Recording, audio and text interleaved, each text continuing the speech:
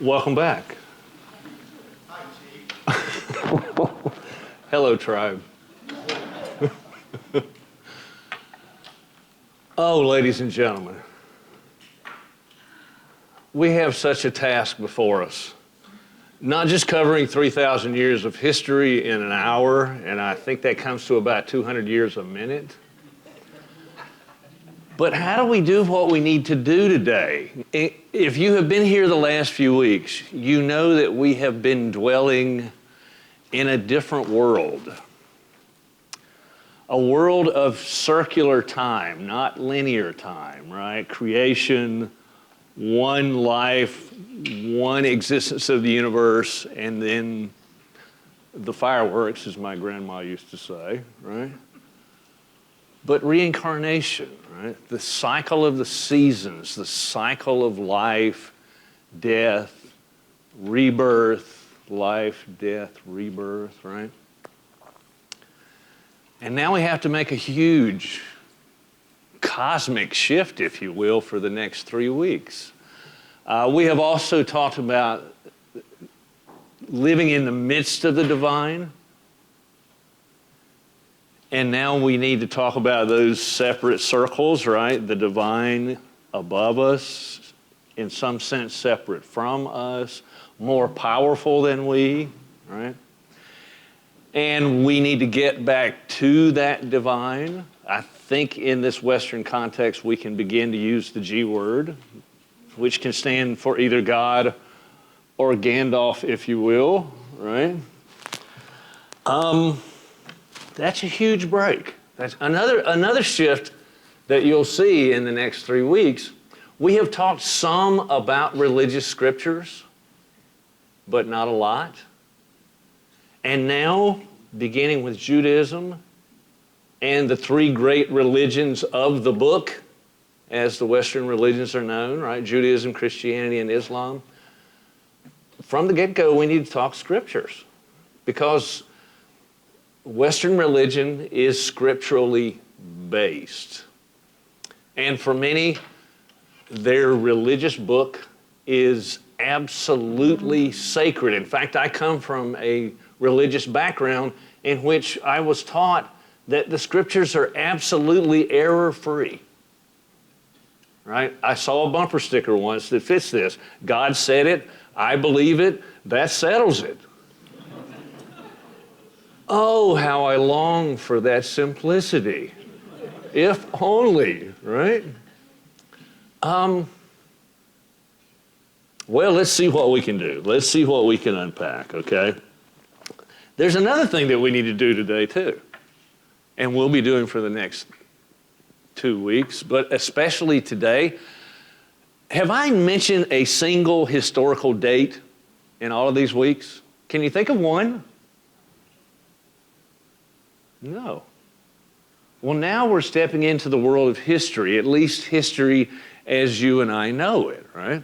That's not to say we are entirely, as you will see, leaving the world of myth, but there's an emphasis, particularly in Judaism, on history.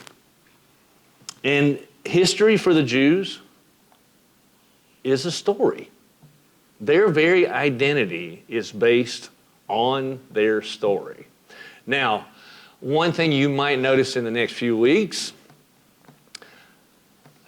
I assume that most of us, if not all of us, are from Western traditions, right? Whether or not you happen to be religious personally, if you have been raised, particularly in this country, right?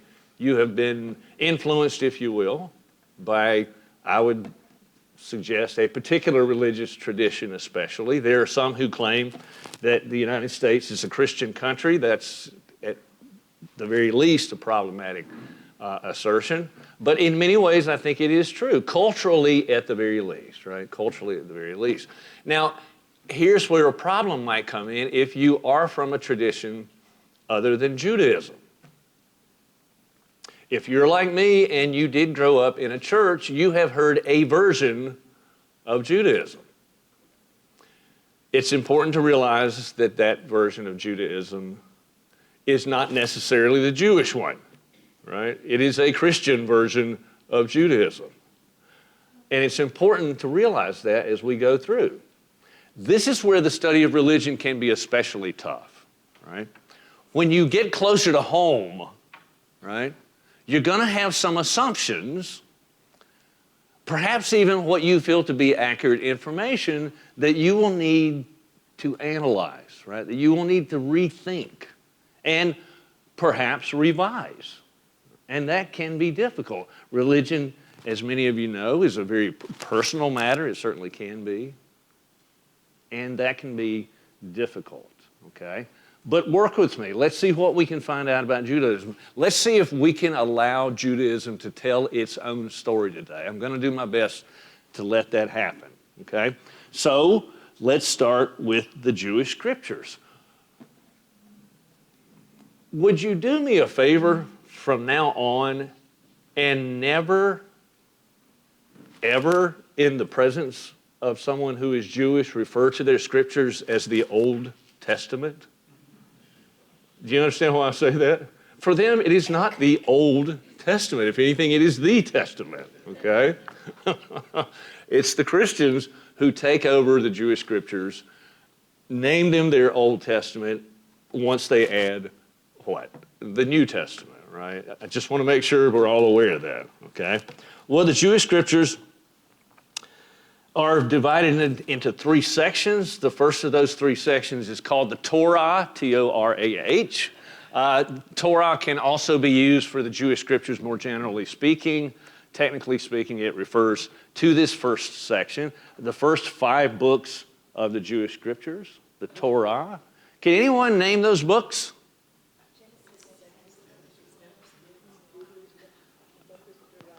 Okay, either you're Jewish or you paid attention in Sunday school, right? Genesis, Exodus, Leviticus, Numbers, and Deuteronomy. Who is said to have written, and notice the way I put that, who is said to have written those first 5 books? Moses. Here we go. Did Moses write the first 5 books of the Jewish scriptures?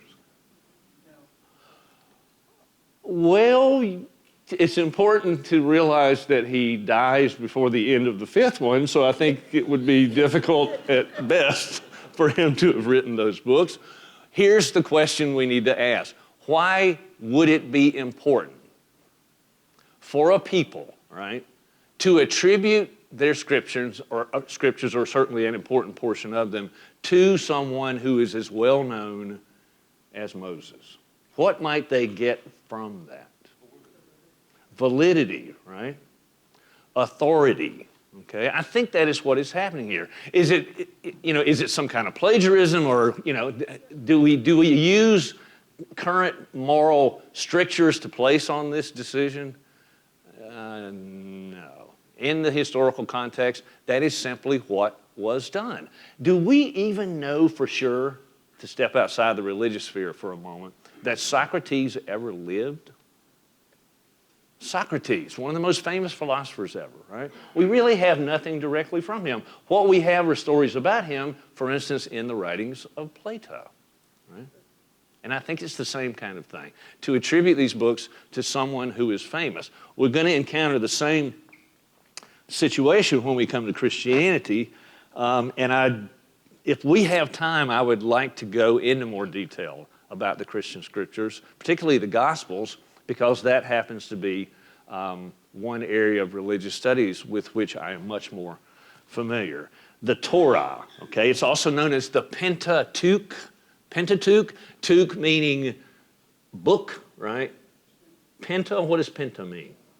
As in the Pentagon, right? The 5-sided building up there in Washington, D.C. The second section is known as the prophets. Here's where spelling is important. That's not P-R-O-F-I-T-S, okay? That is a different kind of prophets, okay? This is P-R-O-P-H-E-T-S. We use this term in our common language, right? When you say that someone is a prophet or that someone prophesies, what are you saying about them?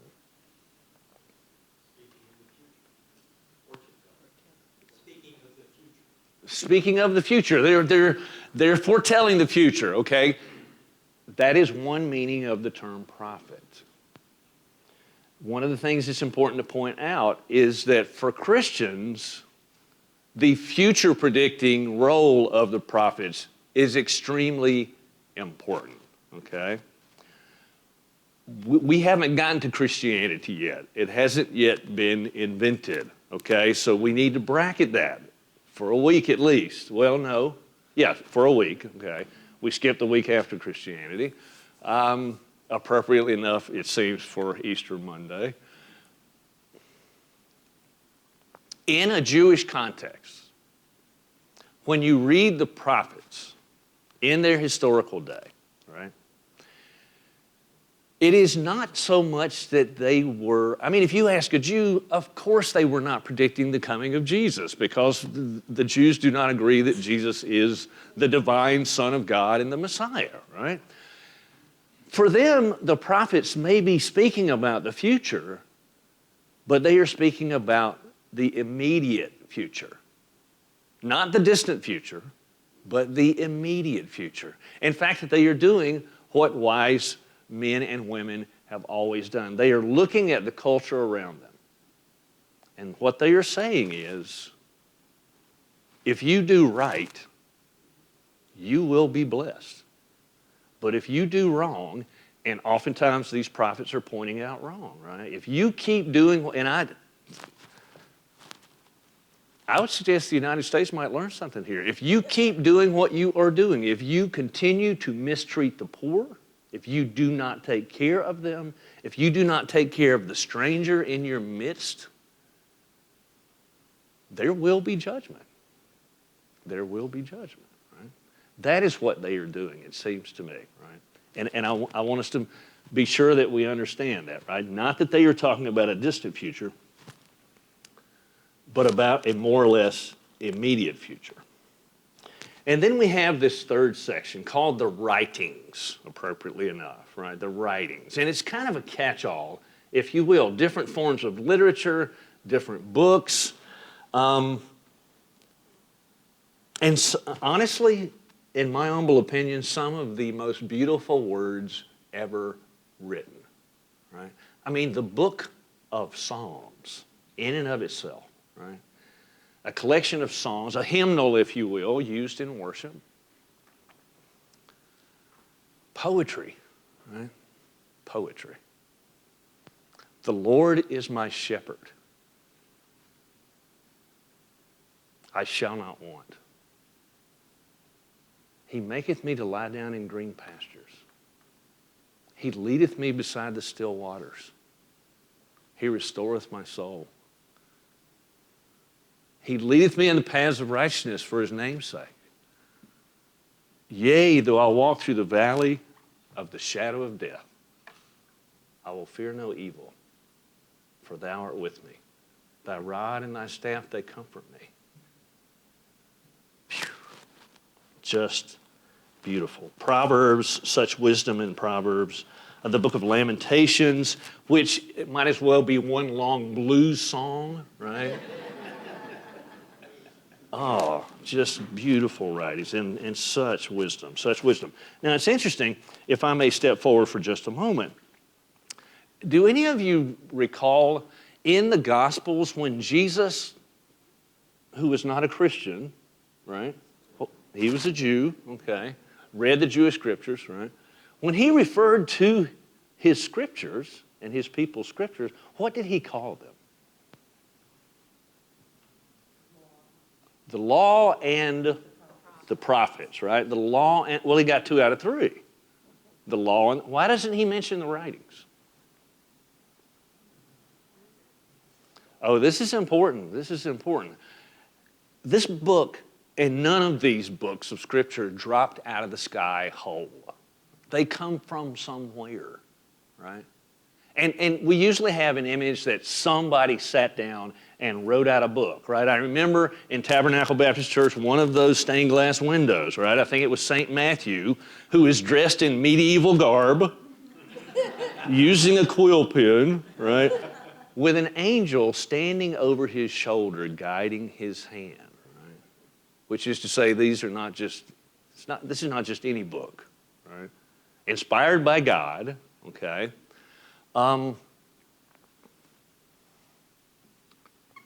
But in reality, many of these books within the Jewish scriptures and the New Testament too came into being over a long period of time. They grow over time, right? And if you read them historically, as biblical scholars have done for centuries, right, you begin to realize that there are historical layers of material. In the book of Genesis itself is said to have had several authors at different times in Jewish history.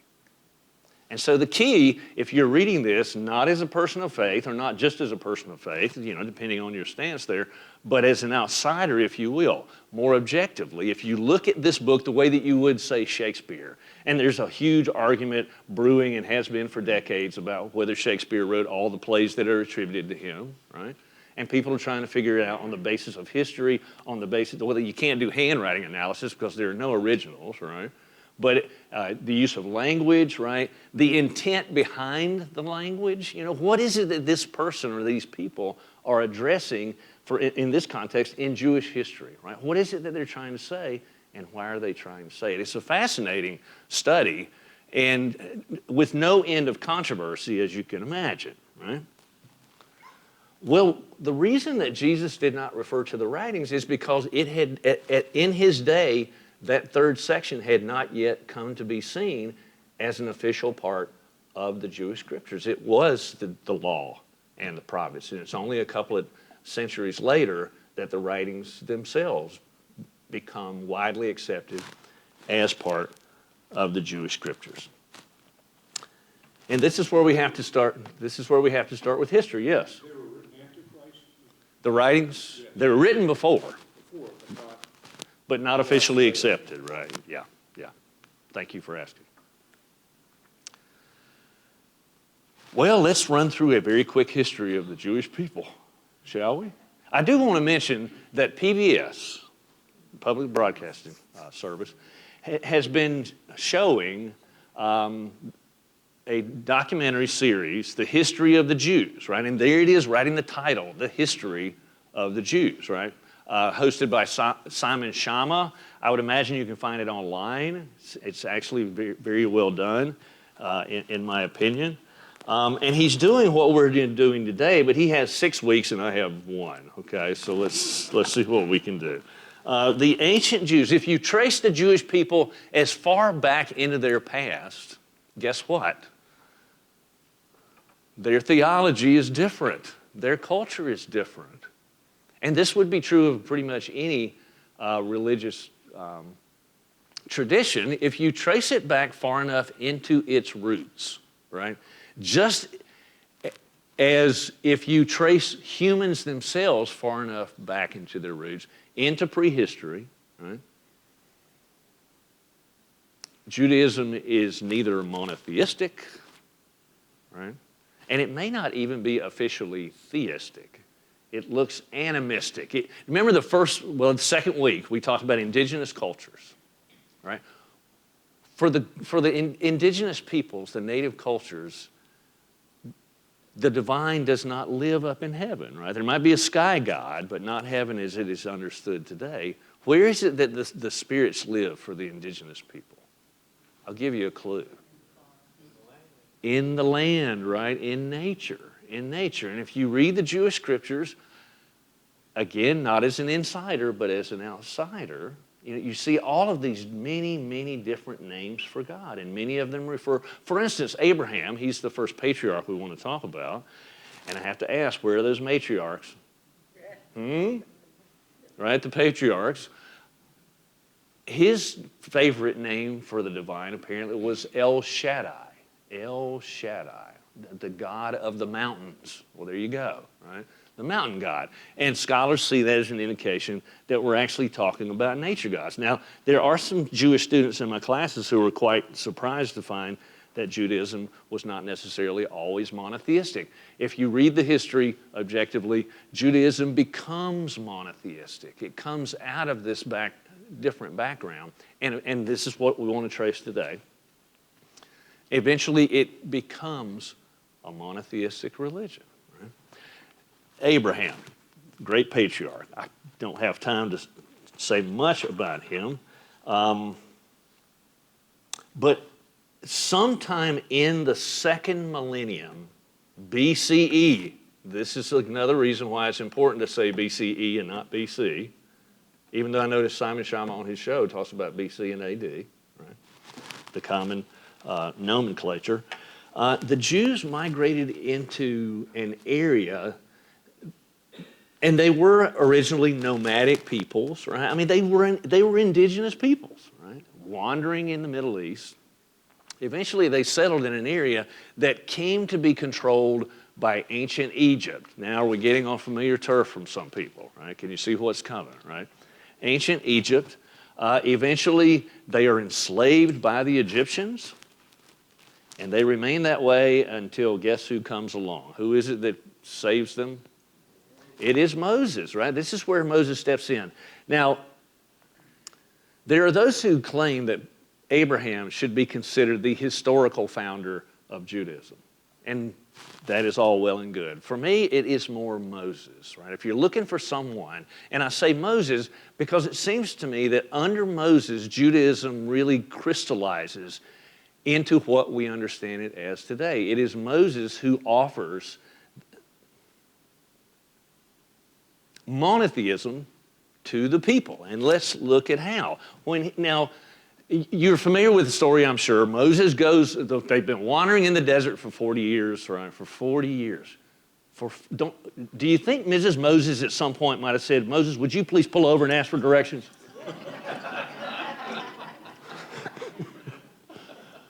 40 years, right? And he goes up Mount Sinai, right? He's going up Mount Sinai, which is a classic move in religious traditions, right? Who is the leader, the spiritual leader of the indigenous peoples? A tribe's going to have a spiritual specialist. Maybe we didn't get a chance to talk about this. Shaman, right? The shaman who is the go-between between the people and nature, the people and the gods. Well, you can see Moses as a kind of shaman figure because what he does is he goes away from the tribe, he goes up to where the divinity is, right? In order to get what they need and then bring it back. Okay? Now, when he gets back down the mountain the first time, what is it that the people are doing? Are they waiting anxiously for him? They're worshiping what? Yeah, they're partying. They are, absolutely, right? And they're worshiping what? A golden what? Calf? Nature gods, right? Nature gods. They're surrounded by these people who are nature worshipers, right? And some will say that that is the Jewish people backsliding, right? Historically speaking, it seems that that is what they really were, right? And Moses comes down from that mountain with a different message, okay? Now, again, the question is there a historical figure, Moses, who went up on that mountain on a Thursday, or maybe it was a Saturday, right? And came back down, and there were the people worshiping the golden calf. Is that really the point of the story? Not so much, right? Not so much. It's the Jewish people explaining to themselves who they are, just as we all do. A people of narrative, right? This is where we came from. This is why we are who we are. And if you know anything about Jewish history, you know that so much of their history has been spent without a homeland. They have lived almost the entirety of their history in exile. And if you watch the political dealings in the Middle East, one of the things that you notice about the Jewish people is that they hold on to that homeland for dear life, right?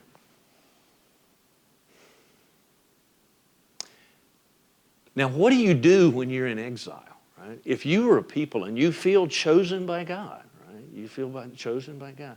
What do you do to maintain that identity? It's easy when you have your own home, but when you're living among other people who are so different from you, many of whom do not like you, perhaps even persecute you, right?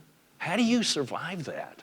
That is at the very core of Judaism. It's one of the reasons why I find this religion to be and this people to be absolutely fascinating and just remarkable. The very fact that we are standing here, talking about the Jews, particularly after the Holocaust. Because if Hitler won that war, there would be no Jews. No. I mean, think about that, right? And it's not the first time in their history they were on the brink. Oh, and so, right? Is this story maybe about the importance of maintaining a particular identity in the midst of a people who are different? You understand what I'm getting at? If you read it metaphorically and not literally, right, you might begin to get a different idea of what is happening here.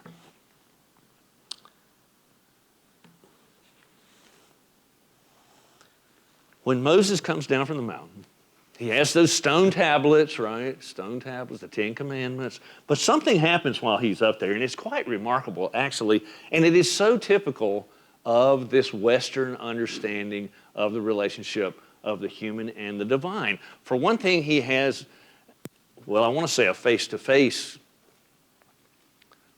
confrontation is not the word, audience, perhaps, with the divine.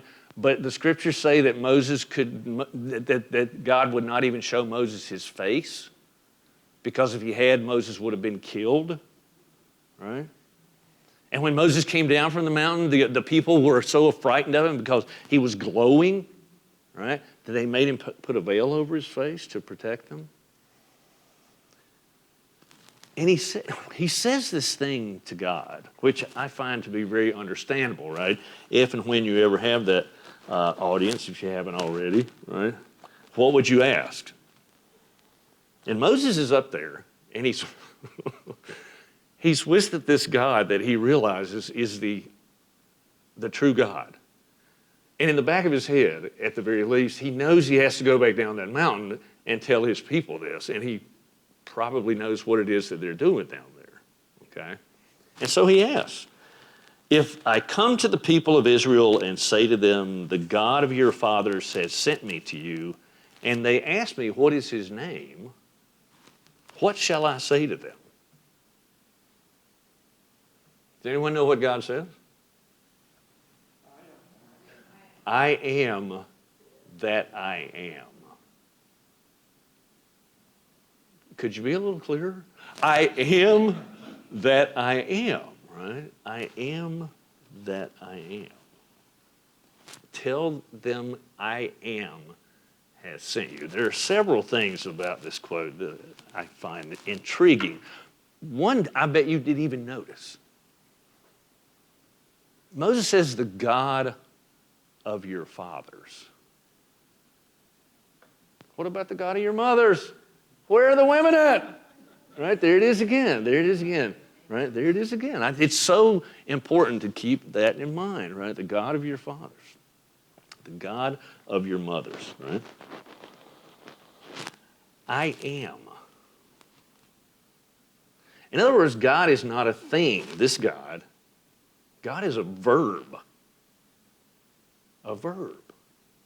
And the most essential verb ever, the verb to be, right? The very essence, the very essence. Wow.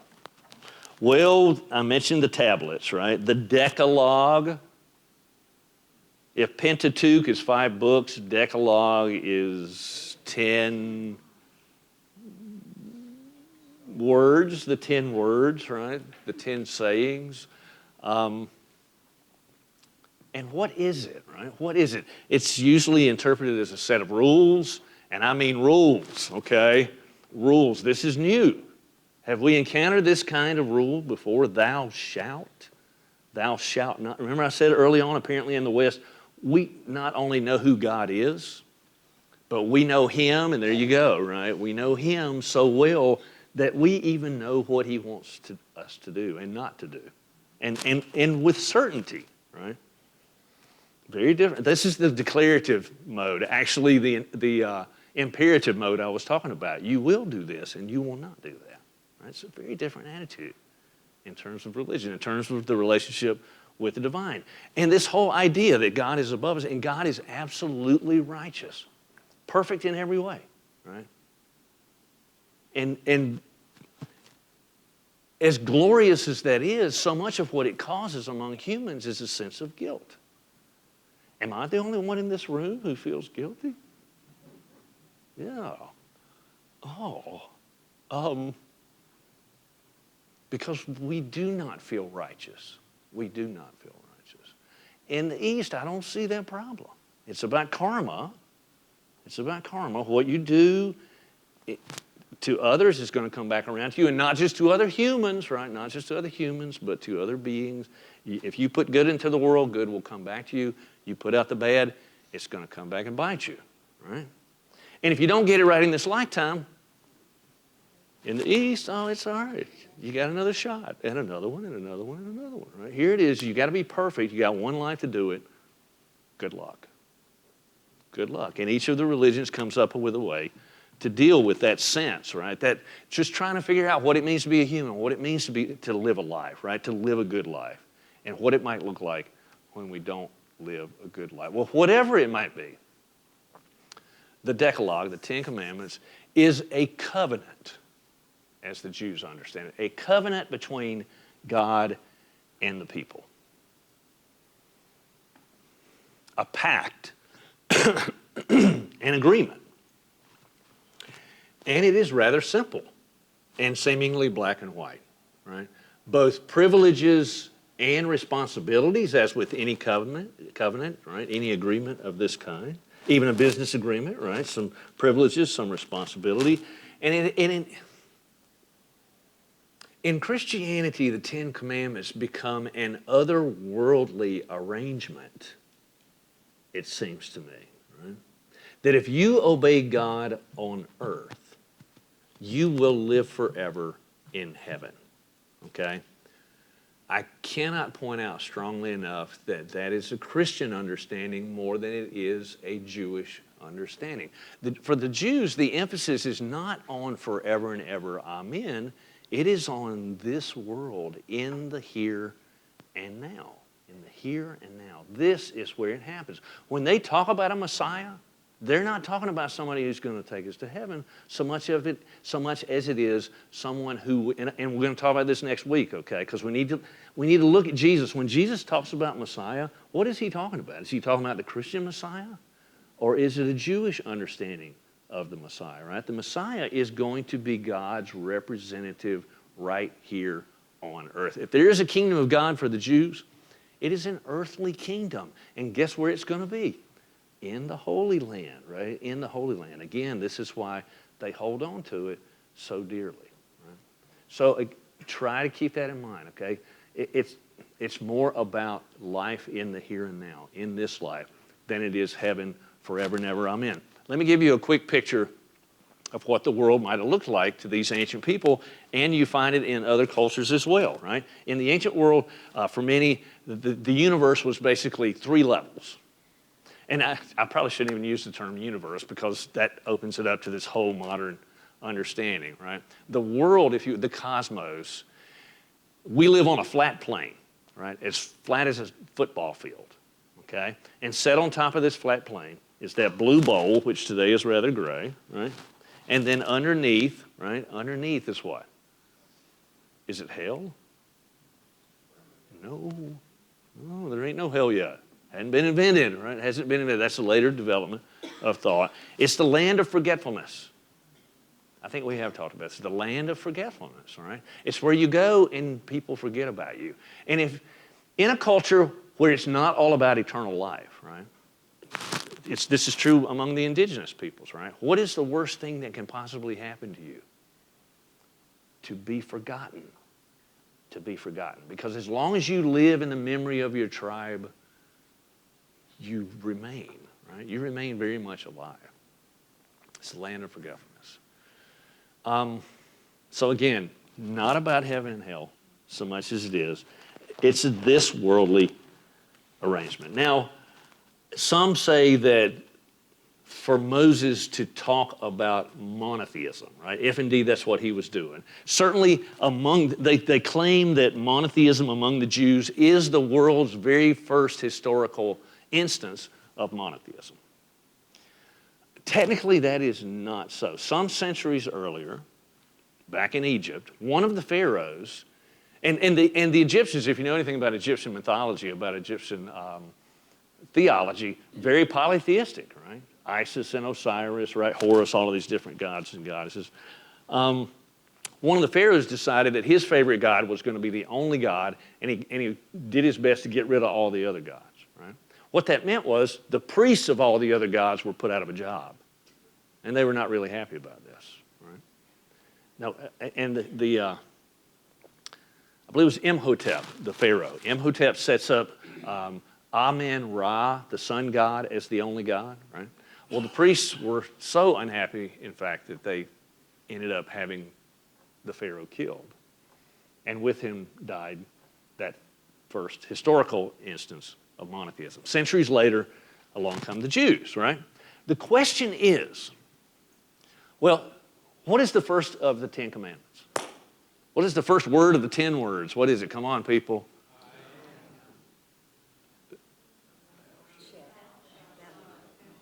Thou shalt have no other gods before me, right? Looking back through the lens of history, is that a statement of monotheism? That is how it is understood, right? Widely. But in its historical context, is that a statement of monotheism, right? Does it mean there are, again, in its historical context, does it mean there are no other gods? Or might it mean that there are other gods and goddesses, but you sure better not have them before Yahweh, right?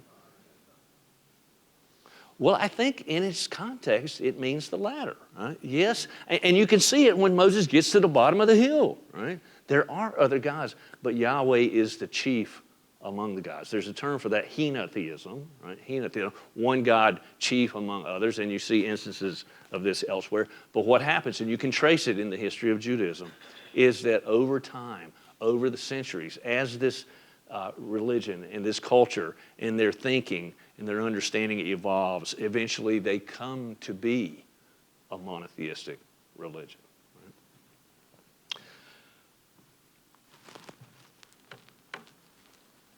Oh. Well, okay, so they have the 10 words, right? Now they know what to do, but where are they going to do it? They're still wandering. They're still wandering. Eventually, they decide they're going to take the promised land. They want the promised land, the land of Israel. Right? The land of Israel. The problem is there are people living there. Oops, yeah. And if you read the book of Joshua, right? If you read the book of Joshua, it's all about the period of the conquest of the land, right? You get more than one version of the same story. And when you get two versions of the same story in these ancient stories, that is an indication of it. It's a red flag for what? Not necessarily strict historical detail, but of myth, right? At the very beginning, God promises, I will go before you and clear out the Canaanites, as they're known, and clear out the Canaanites so that you can move in, right? But then if you read the rest of the text, what you see basically is a war of attrition, right? Where the Israelites go in, defeat the Canaanites, and take over the land. Two different versions, right? And in ancient literature, that is certainly not, it shouldn't catch us off guard. It shouldn't catch us off guard.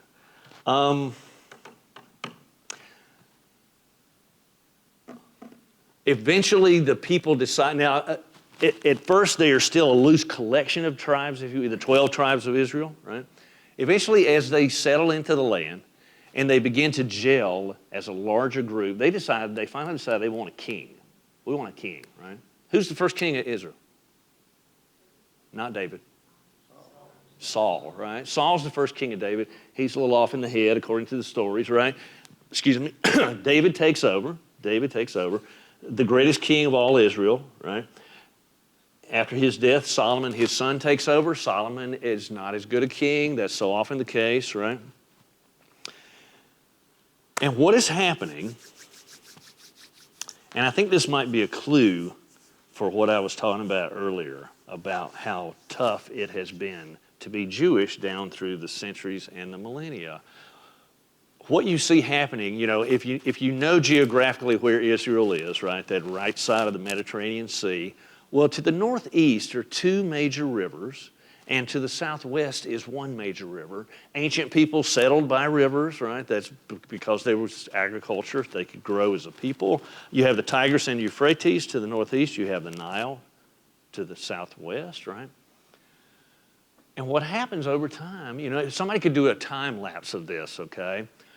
You have these kingdoms that grow up in these river valleys, right? Well, the pharaohs, some of them much stronger than others, and when an empire gets stronger, what does it usually do? Oh, it spreads, man. It spreads. And if you're in its way, good luck, right? That's just the way it happens. And what you see is, first it's Assyria, and then Babylonia, right, in the north, in the Tigris. And Assyria is powerful for a while. They come down.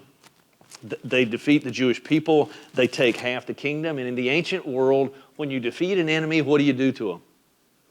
Well, the ones you don't kill, the ones you don't kill, what do you do with them? Oh, it's free labor, man. Yes, they took them back into Assyria. And here are these Jews sitting in Assyria, right? And they know they're Jewish, and they love their God. But again, they find themselves exiled from the land. And if you know anything about indigenous peoples, and again, I'm referring to them that way because at this stage, in many ways, they still are. If for the indigenous peoples, the gods live in nature. We're not just talking about nature generally speaking, right?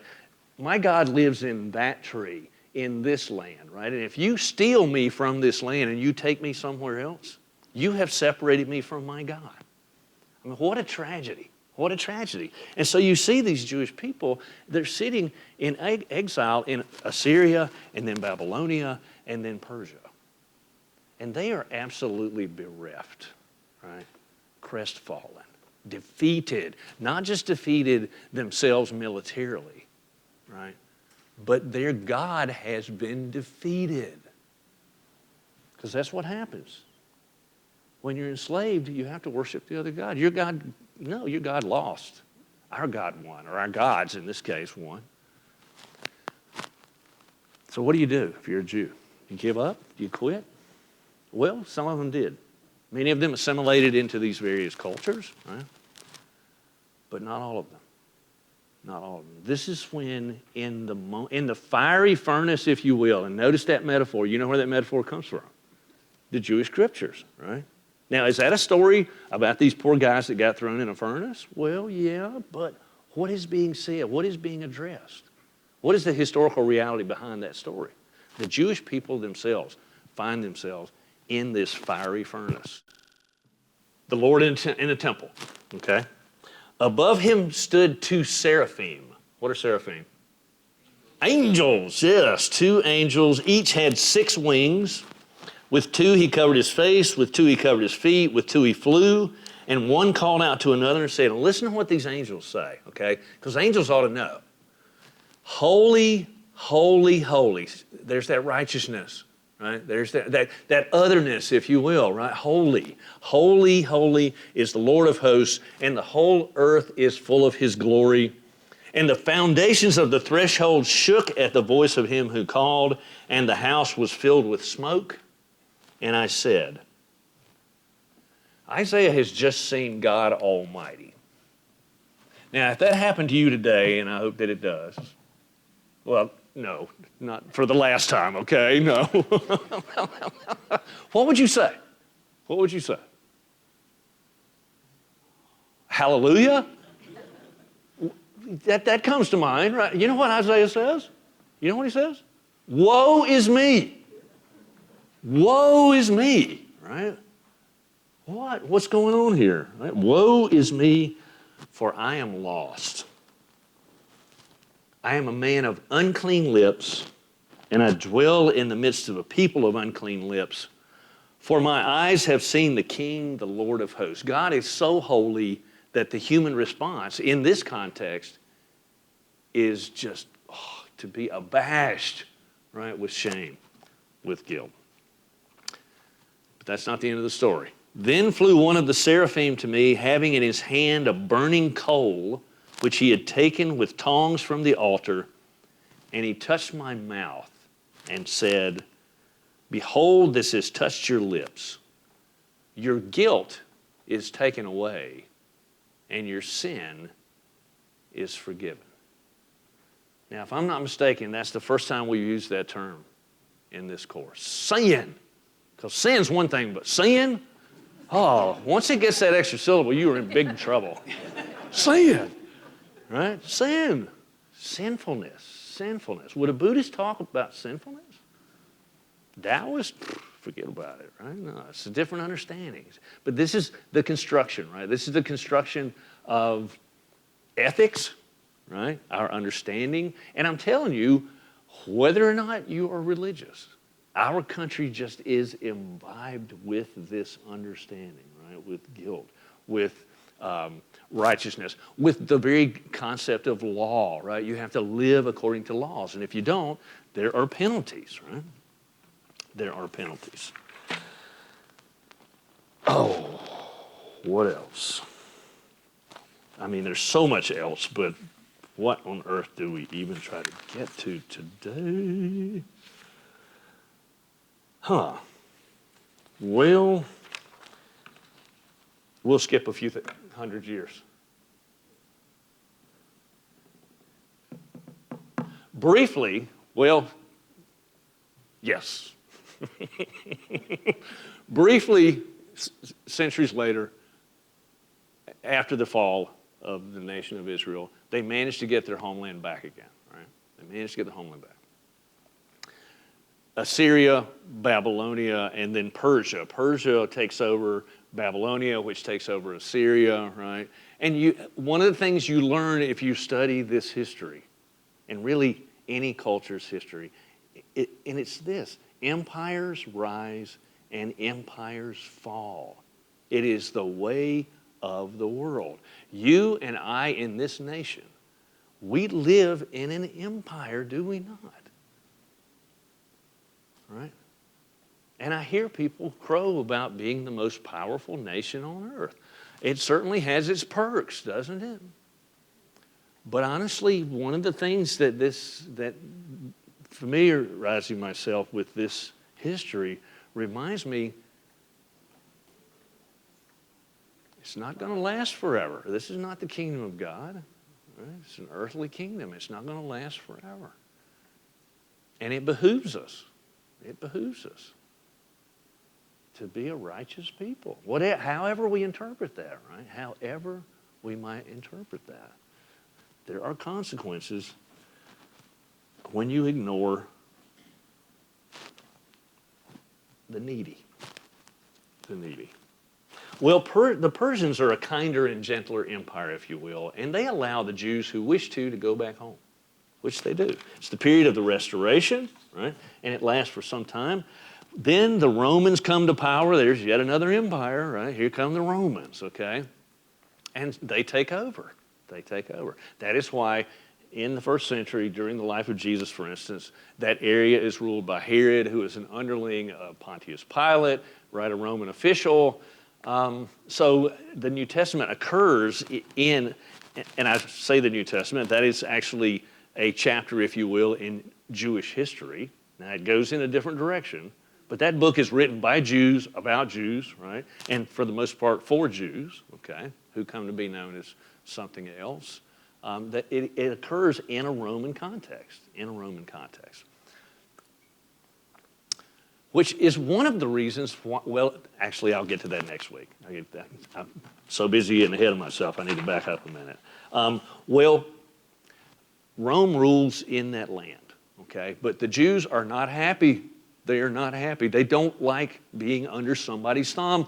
Who does, right? Who does? And they keep rebelling against the Romans, and rebelling. They'll rise up and rebel, right? They'll rise up and again, you can see it in the New Testament, because there's this whole, static around Jesus that he's going to stir up, right? The people, and the Romans are going to come down, right?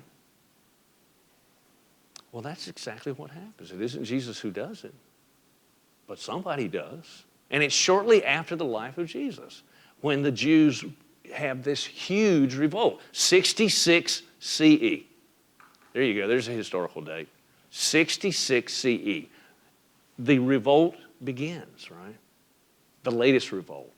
And it's huge, and it spreads, and it spreads, and it spreads, until finally the Roman rulers decide, all right, this is out of hand. This is out of hand. And they go down. They send those Roman legions.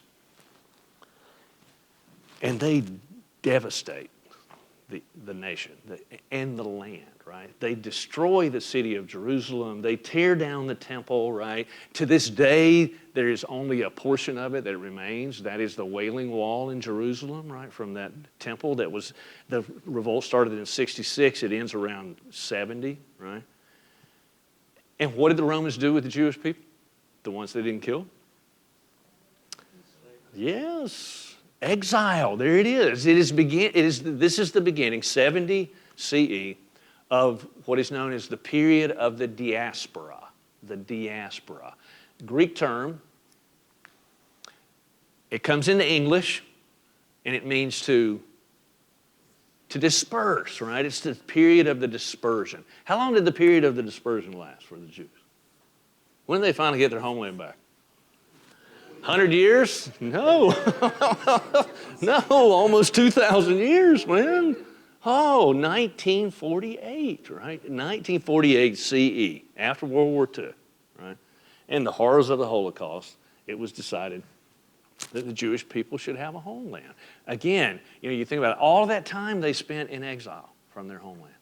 All that time, right? And at no time were they the majority anywhere. They're a minority wherever they go. A minority wherever they go. That is one of the reasons I think that the Jews have suffered so throughout their history. They simply did not have the power that other people did. And here we go. Thank you. Here's a characteristic of empire. When you're the one in power, you tend to be suspicious of those who are not. What are they up to, right? How are they going to take my power away from me? Well, the United States would never do that, would we? Think about it. Think about it. Think about it, right? Remember we talked earlier about the circle of compassion? How big is your circle of, how many people you care about, right? Do you care about people who are not like you? Who are different from you? Do you care about people who are different from you and you don't really like them or think that you don't, right? Oh, it's just so crucial to think about that, right? And then think about where it applies today. You're going to follow the teachings of Moses? You got to look for the people who are suffering, no matter what they look like, right? No matter, it's not how you feel about them. It's, are they hurting? Are they needy? And if they are, you got to do something about it. That's the teaching here, right? Yeah. And I can feel myself getting all preacherly here, and I don't mean to, but it just kind of comes naturally, if you know what I'm saying. Holy cow, I'm trying to be objective, but well, again, what do? You are in exile. You are spread throughout the Roman kingdom, which was very wide at the time. How do you maintain that identity? Do you just lose yourself? Does it go away? All this rich history, is it just gone? And I mean, if you watch the PBS special, you will see. Simon Schama actually shows you some of these artifacts. And the ones that have survived they seem many, but they're just a drop in the bucket compared to what disappeared, what went away, what will never again be found. Much of it will never again be known. It is history, right? It is gone. It's history in the sense in which it is no longer a part of our history, right? Yeah. But I think it's important that what happens in, after the destruction of Yes. the temple Yes. is that, the whole, during the period of the temple, it was like all the other religions, they did animal sacrifice. Mm-hmm. It was, it wasn't that different, but after the temple Mm-hmm. went kaput, Mm-hmm. and the diaspora Mm-hmm. happened, Mm-hmm. the whole religion changed, and it became rabbinic. Oh, absolutely. Believe me, you're leading the way. That is exactly where I'm headed. No, don't apologize. Don't apologize. After the destruction of the temple, right? The temple being the very center, the ground zero of that religious tradition, right? If you're going to worship, you have to go to the temple. And you worship God through sacrifice. Sacrifice? You cause pain to worship the divine? Would a Buddhist do that? Would a Hindu? No. Right? Again, it's a different understanding of our relationship, not just with the divine, but with other creatures, right? What happens, as you pointed out so astutely, is the religion itself has to change. The people change, right? Temple's gone. Forget about it, right? No more sacrifice. What do? Well, you're spread to the four corners. Well, you're going to gather a small group together. Not in a temple, but a synagogue, right? And the emphasis is no longer a sacrifice that's going to get you back to God, but it's the scriptures, the study of the scriptures, right? It's the law of Moses that will show you how to live and show you how to live this unique lifestyle wherever you might be, right? However powerless you might be in the culture where you find yourself. And that, it seems to me, is how Judaism has survived to today, right? And not just survived, but thrived, right? It's a remarkable culture. And there's so much that we can learn from our Jewish brothers and sisters. But in a sense, Christianity did the same thing, right? How so? During the Roman times, Oh, yeah. the Romans persecuted the Christians. Yes. It's a similar history is what you're saying? The Christians themselves persecuted by the Romans, and they themselves managed to survive? Oh, yeah. And they had to change in order to do that, right? Yeah, I hope we get a chance to talk about that next week. Well, thank you so much for coming, folks. Sorry about the technical difficulties, but I hope to see you again.